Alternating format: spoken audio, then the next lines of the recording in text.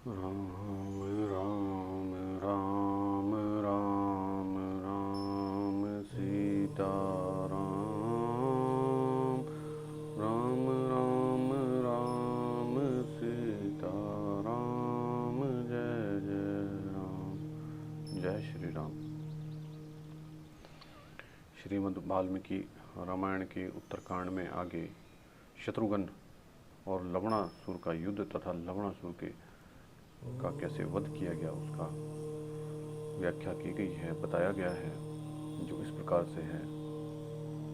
तच्छ्रुत्वा भाषितं तस्य शत्रुघ्नस्य महात्मन् क्रोध महार्यत त्रिवम तिष्ठ तिष्ठेति चाक्रवीत। महामना शत्रुघ्न का वह भाषण सुनकर लवणासुर को बड़ा ही क्रोध हुआ और बोला, अरे खड़ा रहे, खड़ा रहे। वह हाथ पर हाथ रगड़ता और दांत कटकटाता हुआ रघुकुल सिंह शत्रुघ्न को बारंबार ललकारने लगा।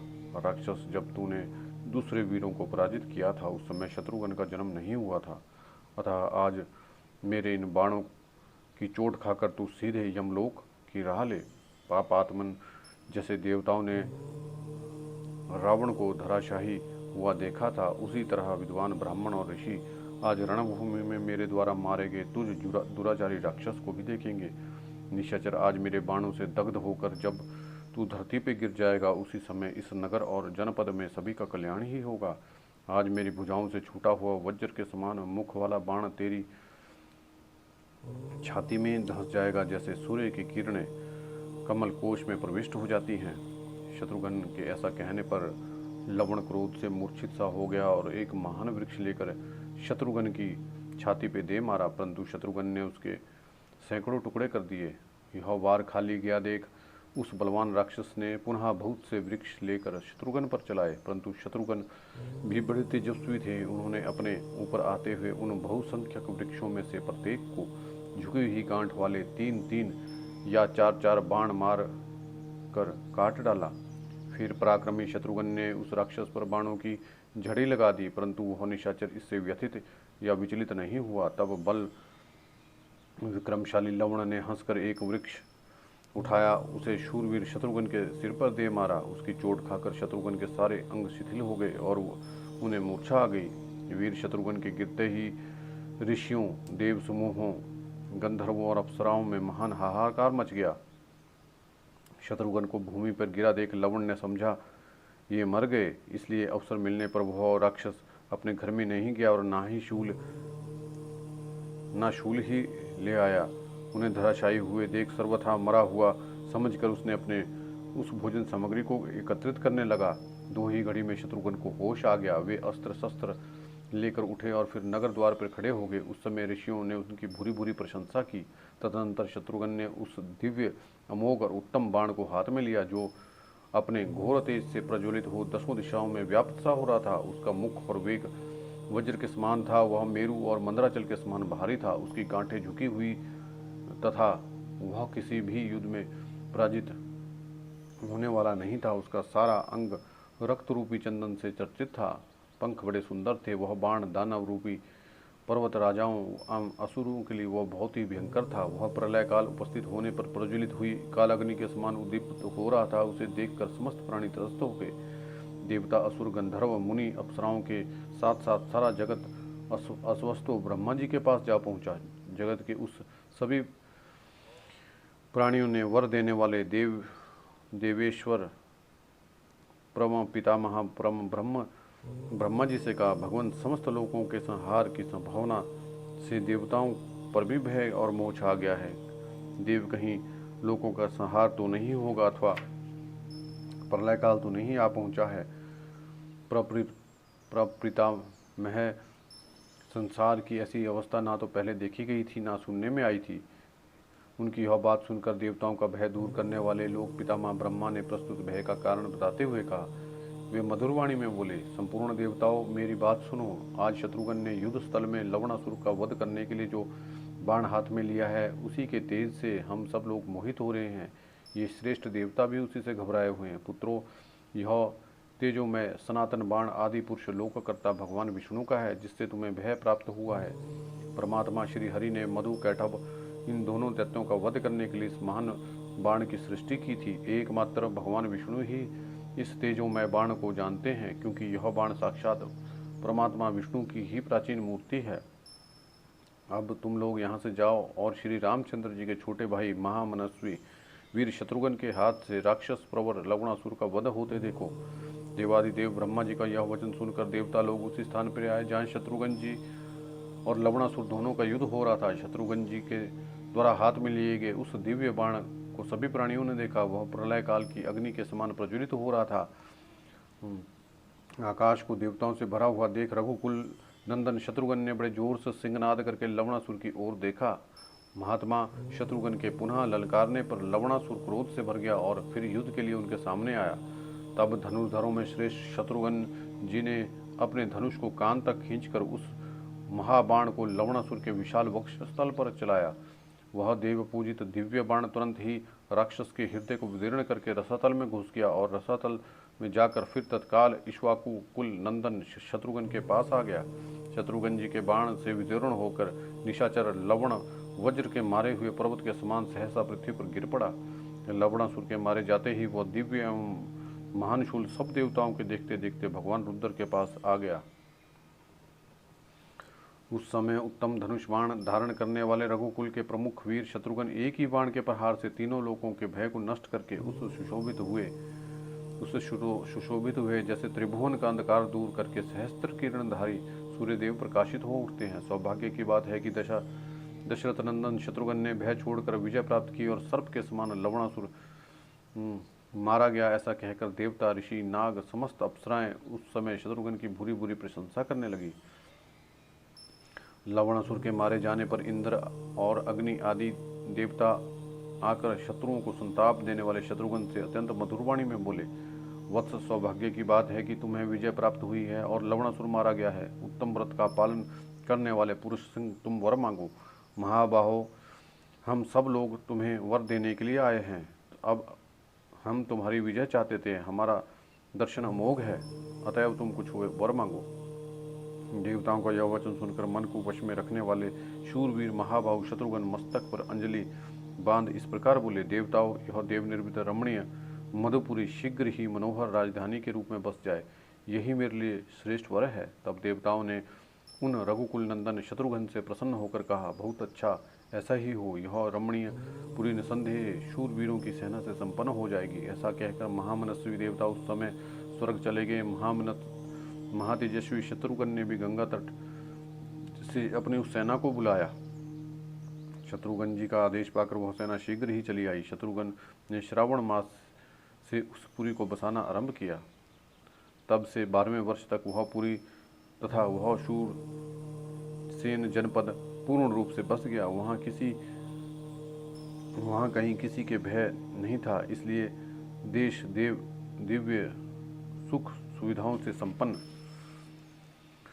था। वहीं के खेत खेती से हरे भरे हो गए। इंद्र वहाँ समय वर्षा करने लगे। शत्रुघ्न जी बाहुबल से सुरक्षित मधुपुरी निरोगी और वीर पुरुषों से भरी थी।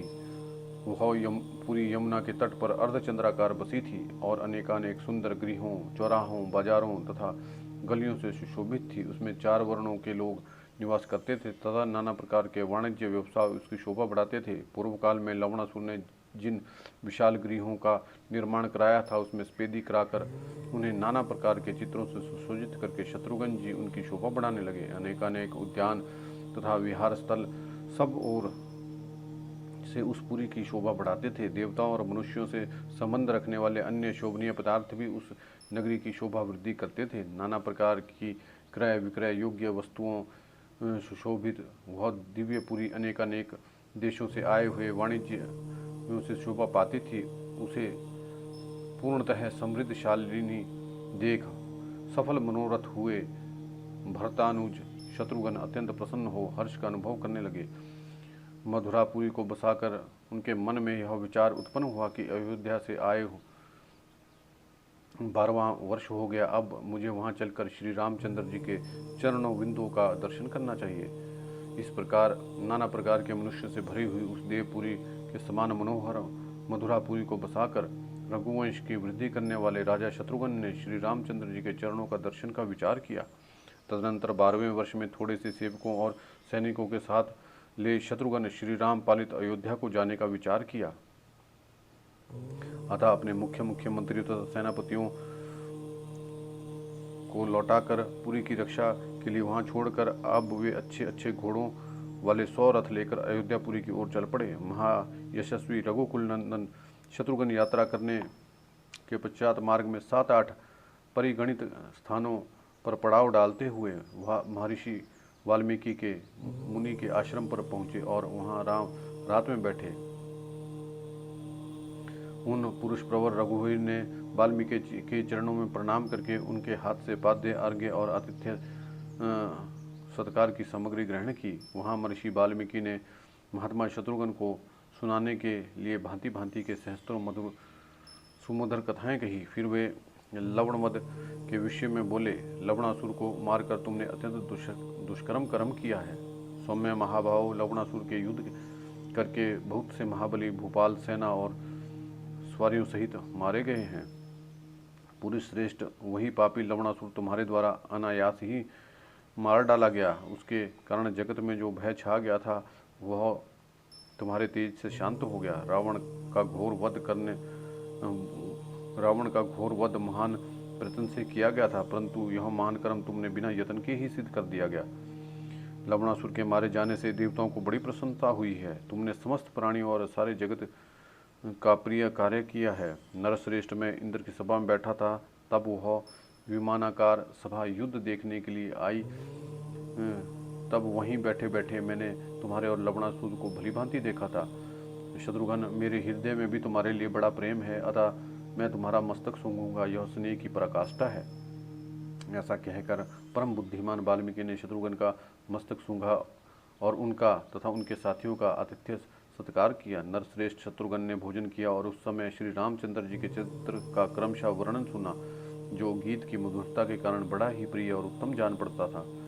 उस वेला में उन्होंने जो रामचरित सुनने को मिला वह पहले से ही काव्यवत कर लिया गया था और वह काव्य गान वीणा की लय के साथ हो रहा था। हृदय, कंठ, मूर्धा इन तीनों स्थानों में मंद्र, मध्य, तार स्वर के भेद से उच्चारित हो रहा था। संस्कृत भाषा में निर्मित होकर व्याकरण, छंद, काव्य और संगीत शास्त्र के लक्षणों से संपन्न था और गानोचित ताल के साथ गाया गया था।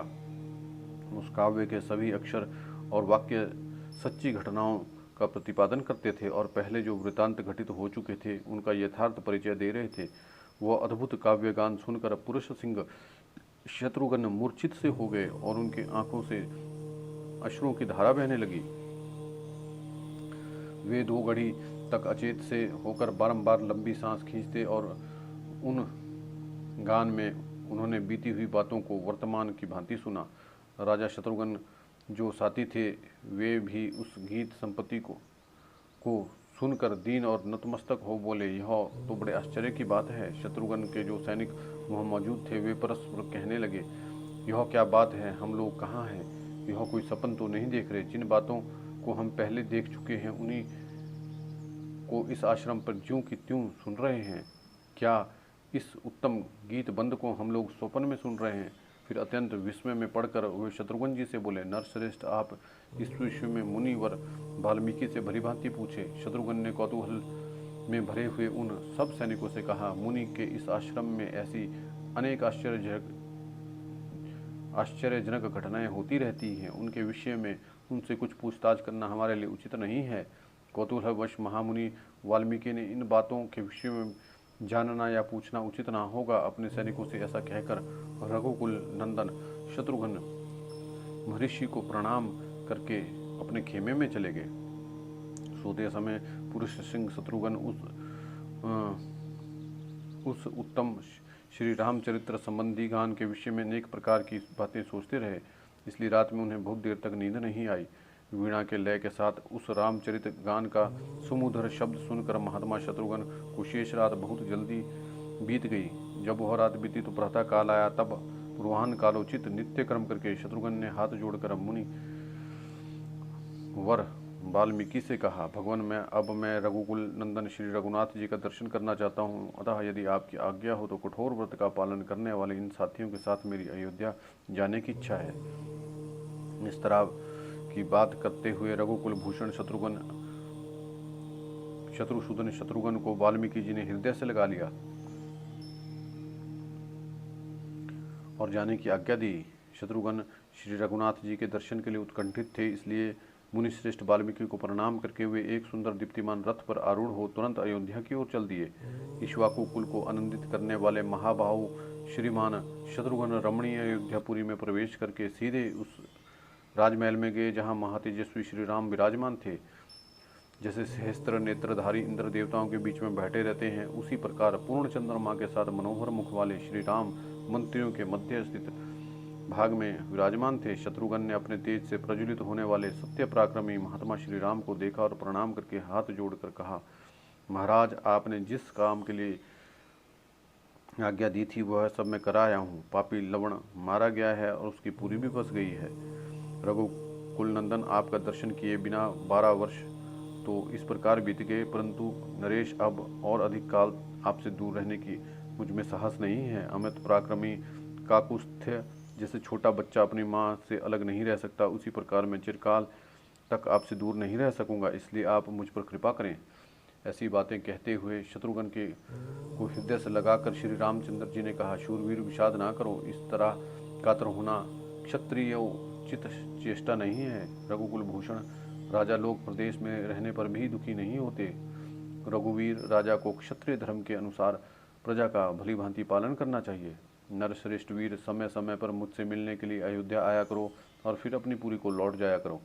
निसंदेह तुम मुझे भी प्राणों से बढ़कर प्रिय हो, परंतु राज्य का पालन करना भी तो आवश्यक कर्तव्य है। अतः काकुस्थ, अभी 7 दिन तो तुम मेरे साथ रहो, उसके बाद सेवक सेना सवारियों के साथ मधुरापुरी को चले जाना। श्री रामचंद्र जी की यह धर्मयुक्त बात होने पर उनके मन के अनुकूल थी। इसे सुनकर शत्रुघ्न ने श्री राम वियोग के भय से दीन वाणी को से कहा, जैसा प्रभु की इच्छा। श्री रघुनाथ जी की आज्ञा से 7 दिन अयोध्या में ठहरकर महाधनुर्धर कुकुस्थ कुलभूषण शत्रुघ्न वहां जाने के लिए तैयार हो गए। सत्य पराक्रमी महात्मा श्री राम भरत लक्ष्मण से विदा ले शत्रुघ्न एक विशाल रथ पर आरूढ़ हुए। महात्मा लक्ष्मण और भरत पैदल ही उनके पहुंचाने के लिए बहुत दूर तक पीछे पीछे गए। तत्पश्चात शत्रुघ्न रथ के द्वारा शीघ्र ही अपनी राजधानी की ओर चल दिए। शत्रुघ्न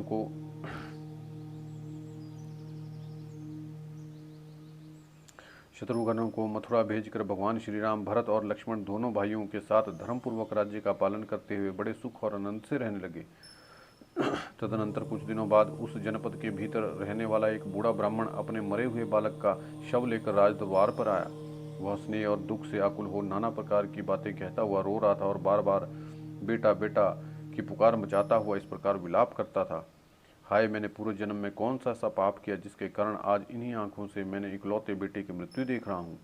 बेटा अभी तो बालक था, जवान भी नहीं होने पाया था, केवल 5000 दिन 13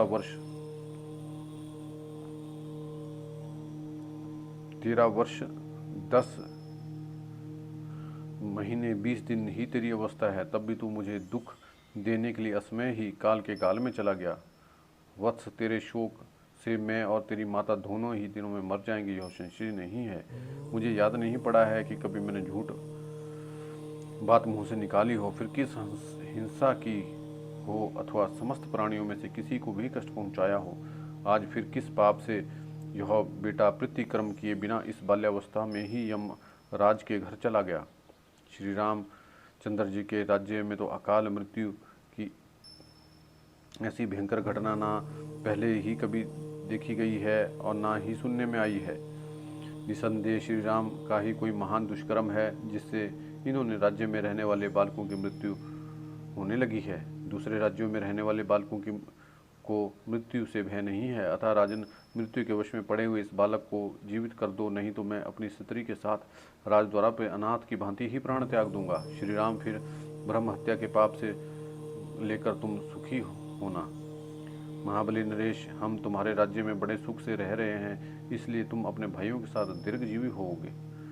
श्री राम, तुम्हारे अधीन रहने वाले हम लोगों पर यह बालक मरण रूपी दुख सहसा आ पड़ा है, जिससे हम स्वयं भी काल के अधीन हो गए हैं। अतः तुम्हारे इस राज्य में हमें थोड़ा सा भी सुख नहीं मिला है। महाइक्ष्वाकुवंशी नरेशों का यह राज्य अब अनाथ हो गया है। श्री राम को स्वामी के रूप में पाकर यहाँ बालकों की मृत्यु अटल है। राजा के दोष से जब यह प्रजा विधिवत पालन नहीं होता है, तब प्रजा वर्ग को ऐसी विपत्तियों का सामना करना पड़ता है। राजा के दुराचारी होने पर ही प्रजा की अकाल मृत्यु होती है, अथवा नगरों और जनपदों में रहने वाले लोग जब अनुचित कर्म पापाचार करते हैं, वहाँ रक्षा की कोई व्यवस्था नहीं होती, उन्हें अनुचित कर्म से रोकने के लिए कोई उपाय नहीं किया जाता, तब देश की प्रजा में अकाल मृत्यु का भय प्राप्त होता है। अतः यह स्पष्ट है कि नगर और राज्य में कहीं राजा से ही कोई अपराध हुआ हो, तभी इस तरह बालक की मृत्यु होती है, इसमें कोई संशय नहीं है। इस तरह अनेक प्रकार के वाक्यों से उसने बारंबार राजा के सामने दुख निवेदन किया और बारंबार शोक से संतप्त होकर अपने मरे हुए पुत्र को उठा उठा कर हृदय से लगाता रहा।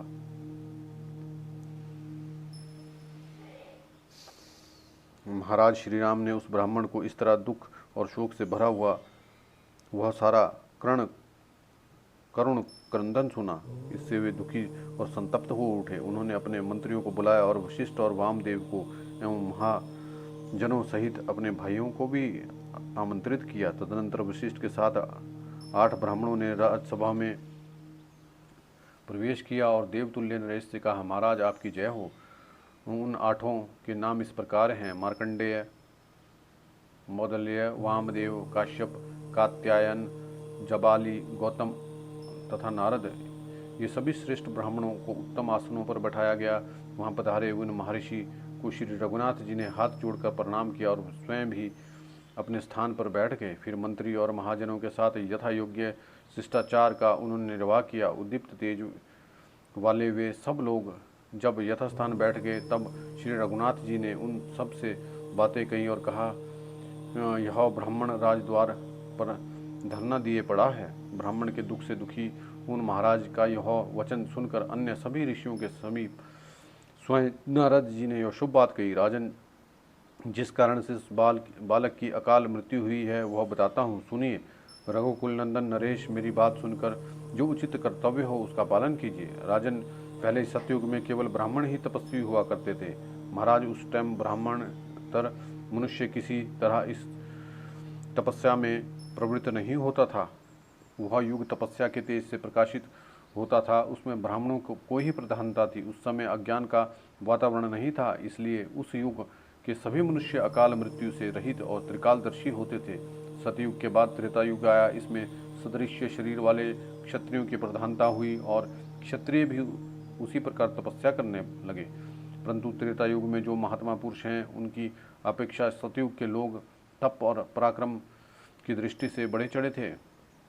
इस प्रकार दोनों युगों में से पूर्व युग में जहाँ ब्राह्मण उत्कृष्ट और क्षत्रिय अपकृष्ट थे, वहाँ त्रेता युग में वे समान शक्तिशाली हो गए। तब मनु आदि सभी धर्म प्रवर्तकों ने ब्राह्मण और क्षत्रियों में एक की अपेक्षा दूसरे में कोई विशेषता न्यूनता न देखकर सर्वलोक सम्मत चातुर्वर्णीय व्यवस्था की स्थापना की।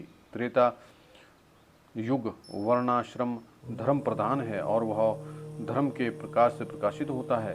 वह धर्म में बाधा डालने वाले पाप से रहित है। इस युग में अधर्म ने भूतल पर अपना एक पैर रखा है। अधर्म से युक्त होने के कारण यहाँ लोगों का तेज धीरे धीरे घटता जाएगा। सतयुग में जीविका का साधनभूत कृषि तथा मूलक कर्म अनृत कहलाता था और मल के समान अत्यंत ताज्य था। वह अनृत ही अधर्म का एक पाद होकर त्रेता में इस भूतल में स्थित हुआ है। इस प्रकार अनृत असत्य रूप को एक पैर भूतल पर रखकर अधर्म ने त्रेता में सतयुग की अपेक्षा आयु को सीमित कर दिया है। अतः पृथ्वी पर अधर्म के इस अनृत रूपी असत्य रूपी चरण के पड़ने पर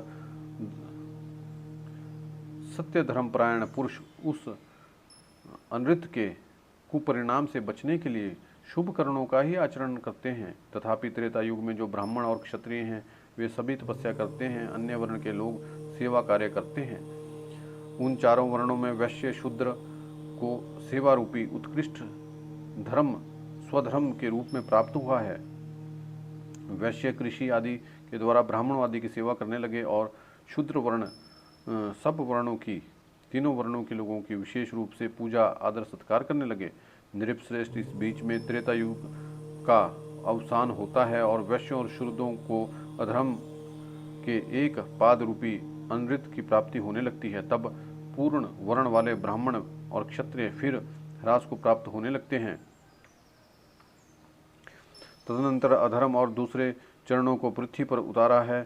द्वितीय पैर उतारने के कारण ही उस युग की द्वापर संज्ञा हो गई है। पुरुषों द्वारा पुरुषोत्तम उस द्वापर नामक युग में जो अधर्म के दो चरणों का आश्रय है, अधर्म और अनृत दोनों की वृद्धि होने लगती है। इस द्वापर युग में तपस्या रूपी कर्म वैश्यों को भी प्राप्त होता है। इस तरह तीनों युगों में क्रमशः तीन वर्णों को तपस्या का अधिकार प्राप्त होता है। तीनों युगों में तीन वर्णों का ही आश्रय लेकर तपस्या रूपी धर्म प्रतिष्ठित होता है, किंतु नरेश शूद्र को इन तीनों ही युगों में तप रूपी धर्म का अधिकार नहीं होता है। नृप शिरोमणि ही एक समय ऐसा आएगा जब हीन वर्ण का पुरुष भी बड़ी भारी तपस्या करेगा और कलयुग आने पर भविष्य में होने वाली शूद्र योनि में उत्पन्न मनुष्यों के समुदाय में तपश्चर्या की प्रवृत्ति होगी। राजन, द्वापर में शूद्र का तप में प्रवृत्त होना महान अधर्म माना गया है। फिर त्रेता के लिए तो कहना ही क्या है। महाराज, निश्चय ही आपके राज्य में किसी भी सीमा पर कोई खोटी बुद्धि वाला शूद्र महान तप का आश्रय लेकर तपस्या कर रहा है, उसके कारण इस बालक की मृत्यु हुई है।